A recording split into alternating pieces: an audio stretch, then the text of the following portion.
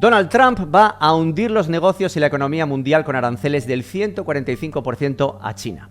Muchos titulares suenan así de alarmantes, pero ¿qué está pasando realmente desde abril 2025 y qué consecuencias tiene esto para los que tenemos empresas, vendemos productos físicos y para la economía en general? Las reglas han cambiado de forma drástica y eso ha generado muchísima confusión y miedo en redes sociales, medios y grupos de vendedores. Pero la realidad no es tan simple como parece. En este vídeo vamos a ir más allá de los titulares. Te voy a explicar paso a paso qué está ocurriendo realmente, cómo afecta esto a quienes vendemos productos físicos, especialmente si trabajas con China, y lo más importante, te voy a dar estrategias reales y soluciones prácticas para no solamente proteger tu negocio, sino incluso aprovechar esta situación a tu favor. Mi nombre es Paco González, llevo más de 10 años comprando en China y vendiendo en Amazon y he generado más de 40 millones de dólares con mis propias marcas vendiendo en 12 países. Así que espero que os guste el vídeo.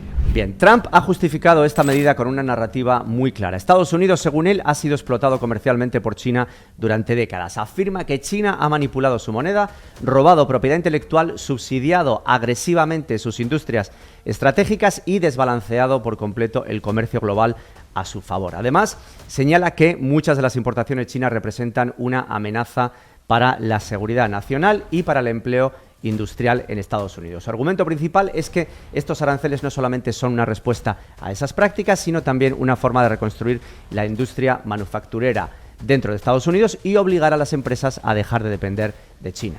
Desde abril del 2025, Estados Unidos ha activado aranceles de hasta el 145% para productos clave provenientes de China. Estos aranceles afectan principalmente a sectores estratégicos como por ejemplo vehículos eléctricos y sus baterías, paneles solares y acero y aluminio. Pero ahora también se han visto afectados productos de consumo general como por ejemplo ropa, artículos deportivos, productos del hogar y cocina y muchísimos más. Básicamente estamos hablando de productos del día a día que los vendedores compramos en China y vendemos online, sobre todo en Amazon. Son artículos comunes de uso cotidiano que ahora enfrentan un nuevo escenario de costes y márgenes. La exención de minimis que permitía importar sin pagar impuestos productos con un valor declarado inferior a $800 ha sido también eliminada para envíos desde China, afectando directamente a empresas como por ejemplo Shein o Temu, que sabemos que son gigantes que han crecido muchísimo en los últimos años. Básicamente casi todos los productos de marca privada que se fabrican en China y se venden en Amazon entran ahora en esta nueva carga arancelaria. La situación es seria, pero tiene matices importantes que vamos a analizar. Muchas personas están escandalizadas y nerviosas al escuchar que Estados Unidos ha aplicado aranceles y les puede parecer una locura porque automáticamente piensan que eso significa que los precios de venta de los productos van a subir también un 145%, que se va a disparar la inflación y que vamos directos al colapso económico. Pero eso no es exactamente así. Para entender mejor el impacto real de lo que está sucediendo, vamos a poner un ejemplo real de un producto que yo mismo vendo en Amazon Estados Unidos. Bien, vamos allá y vamos a ver este producto que vendo yo en Estados Unidos, que es un producto relativamente pequeño y barato, y lo compro en China. Normalmente lo envío por barco, porque obviamente es mucho más barato, pero en ocasiones puntuales lo puedo mandar por avión, porque pues obviamente al ser pequeño tampoco me cuesta mucho más por unidad. Entonces vamos a los detalles. El precio de venta en estos momentos es $11,99, aunque bueno, hay una franquicia o una tolerancia de precio de $1 o $2 de vez en cuando dependiendo de la temporada. Pero ahora mismo está en $11,99 y vamos a partir de ahí. Producción más transporte, 2,29, que es lo que me cuesta exactamente.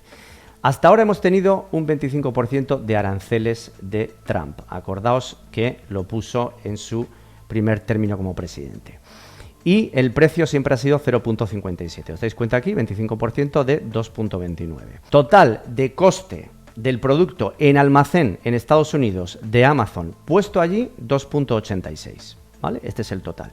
Después, una vez en los almacenes de Amazon, cuando está en venta, la tarifa logística de Amazon son 4,16, exactamente sacado de mi cuenta, aquí lo tenéis, y tarifa de referencia en Amazon, que es el 15% del precio de venta, que aquí lo tenéis, un 15% de esto. En total, tarifas de Amazon 5,96. Beneficio 3,17. Aquí tenéis la fórmula, pero es bastante sencillo. 3,17. Margen 26%. Bien, pues ahora vamos a ver qué pasa si incrementamos los aranceles a 145%. Los aranceles o las tarifas, como le llaman en inglés. Le vamos a dar aquí a esta pestañita y vemos una tabla que tengo preparada para vosotros. Como veis aquí, 145% de aranceles. El precio de venta lo mantenemos igual. Producción más transporte, el costo del producto más el transporte hasta Estados Unidos, 2,29. Aranceles en este caso a 145%, 3,32. Daos cuenta de la diferencia abismal que hay, 3,32 antes 0,57. El coste total del producto puesto en los almacenes de Amazon en Estados Unidos es 5,61 versus antes 2,86. Es prácticamente el doble. Después, tarifa logística de Amazon 4,16, exactamente la misma, porque el producto es exactamente igual. Y tarifa de referencia en Amazon 1,80, porque hemos mantenido el precio. ¿Qué pasa? Beneficio 0,42, margen 4%. Aquí, bueno, pues el negocio no es viable. Entonces, ¿qué tendríamos que hacer? Bueno, pues tendríamos que subir el precio significativamente. Para mantener el mismo margen del 26% que veis aquí, ¿qué tendríamos que hacer para que pase de 4 a 26%? Pues subirlo a 16,5.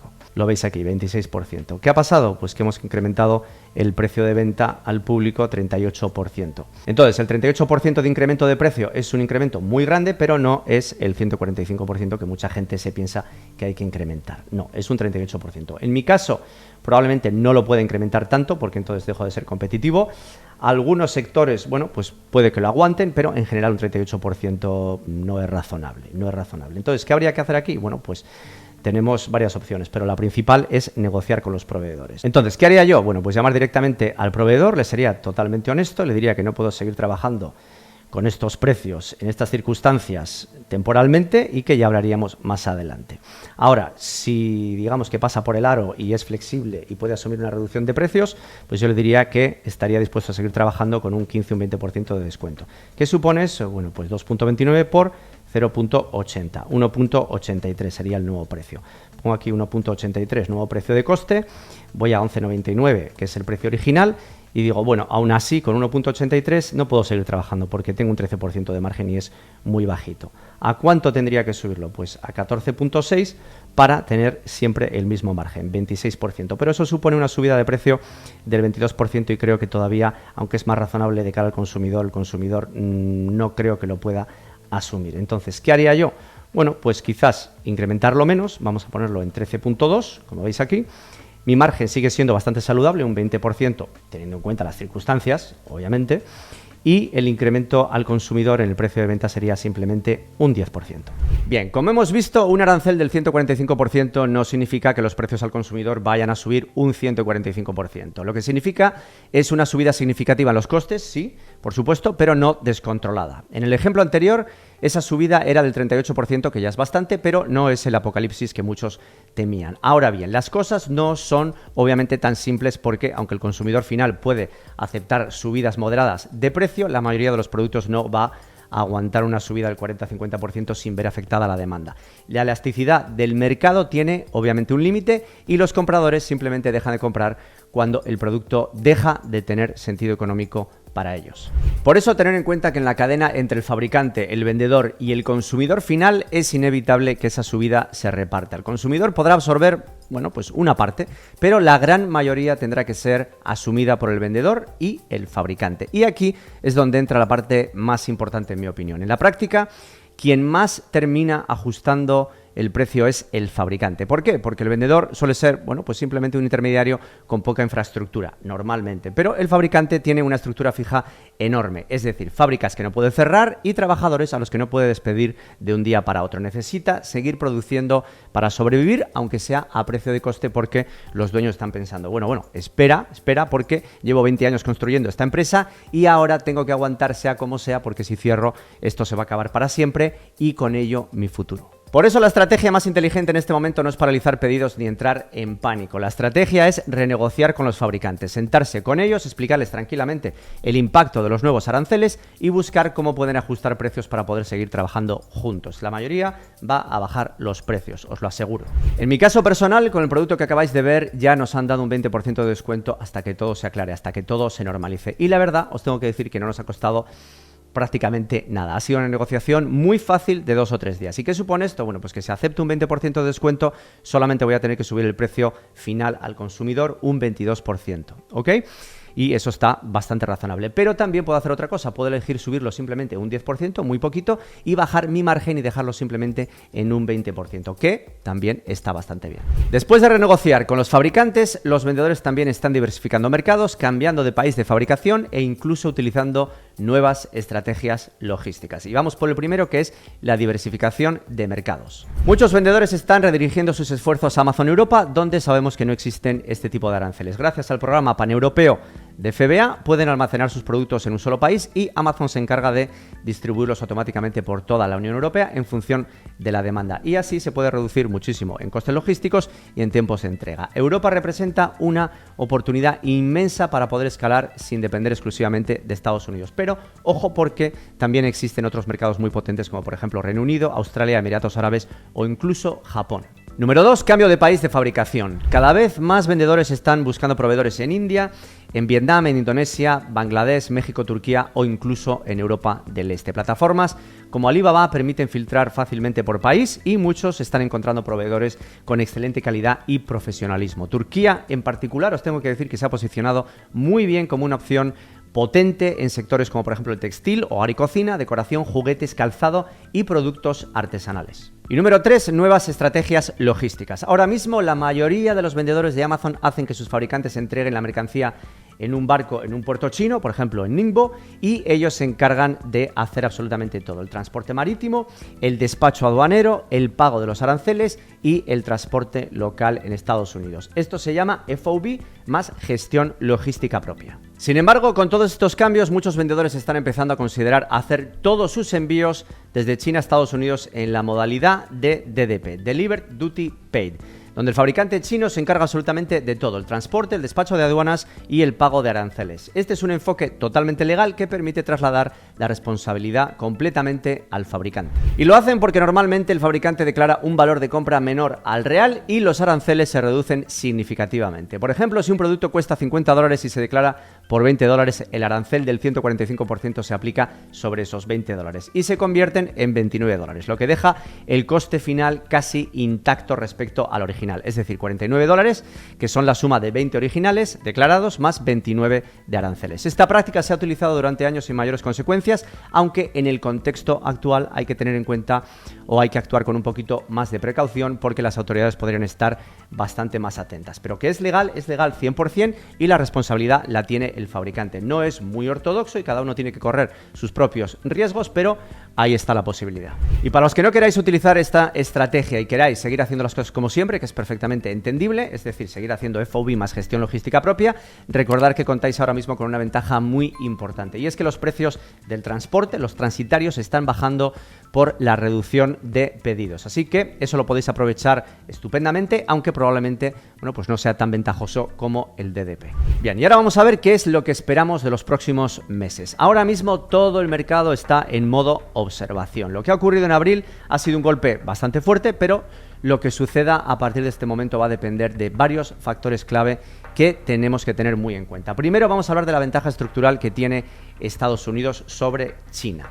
En primer lugar, su mercado interno es gigantesco. Incluso si se encarecen las importaciones desde China, las empresas estadounidenses tienen la capacidad de recolocar producción o de comprar en países como por ejemplo México o Vietnam. El consumidor, por tanto, sigue teniendo alternativas reales. Además, Estados Unidos es el primer productor mundial de gas y petróleo. Esto le da autosuficiencia energética y lo hace mucho menos vulnerable ante un posible corte de suministros por parte de China. También hay que tener en cuenta su poder en el sistema financiero y en alianzas internacionales. Washington controla el acceso a dólares, la reserva mundial, a las bolsas más importantes y a universidades de muchísimo prestigio. China, por su parte, depende de todo eso para listar empresas, para formar ingenieros y para captar capital. Y por último está la flexibilidad política de cada país. Las democracias, entre comillas, nos guste o no, absorben mejor el descontento social.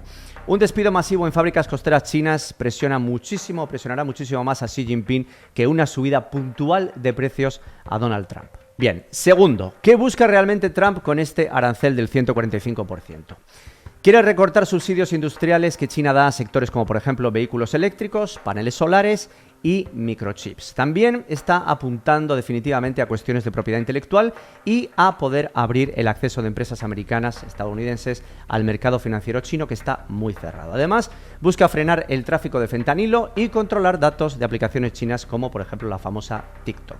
Y, por supuesto, contener la presión militar y comercial que China está ejerciendo sobre Taiwán y el mar del sur de China. Tercero, vamos a ver cuál podría ser el escenario más probable. Aunque el arancel del 145% ya está sobre la mesa, el propio Trump dijo el 18 de abril de 2025 que no quiere subir más los aranceles, incluso podría bajarlos. Por su parte, China respondió con una actitud conciliadora, afirmando que tampoco jugará al juego de los números. Esto apunta a que en los próximos 90 a 120 días podríamos ver un acuerdo parcial que reduzca ese 145% a una franja que ronde el 25 al 40%, manteniendo una cláusula de snapback para volver a subirlo si China no cumple. También se estima que vamos a ver exenciones crecientes por sectores para no perjudicar al consumidor estadounidense ni a empresas clave de su economía.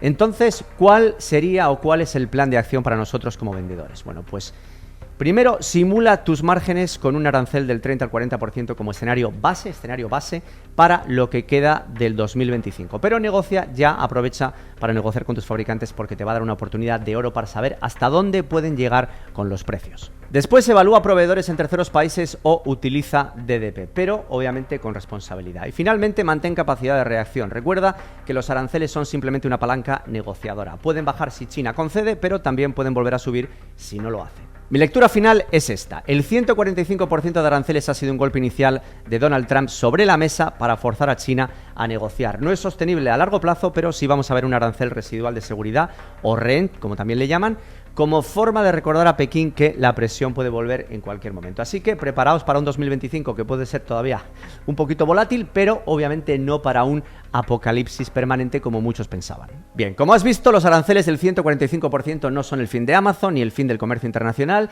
ni mucho menos el fin de nuestros negocios, pero sí son un buen recordatorio de que el juego de la vida y de los negocios está en continuo cambio y quien no se adapte pierde. Si no es esto, es una pandemia, sino una guerra o cualquier otra cosa. Siempre hay algo. Está claro que no hay que quejarse ni buscar culpables. Es tiempo de moverse, de pensar estratégicamente y de tomar decisiones, porque mientras muchos vendedores se paralizan, cancelan pedidos y abandonan el mercado, otros, los más positivos, van a ganar terreno. Acordaos que en la volatilidad está la oportunidad. Y siempre recuerda algo fundamental, el comercio global no desaparece, solo se reorganiza. Siempre hay demanda, siempre hay productos que vender y siempre hay caminos alternativos para seguir creciendo. Así que, si vendes en Amazon o estás pensando en empezar y quieres hacerlo bien acompañado, te invito a acceder a mi formación, que la tienes justamente debajo del vídeo, donde te voy a enseñar paso a paso cómo construir un negocio rentable en Amazon, incluso y especialmente en momentos como este. Así que, muchísimas gracias y nos vemos en el siguiente vídeo.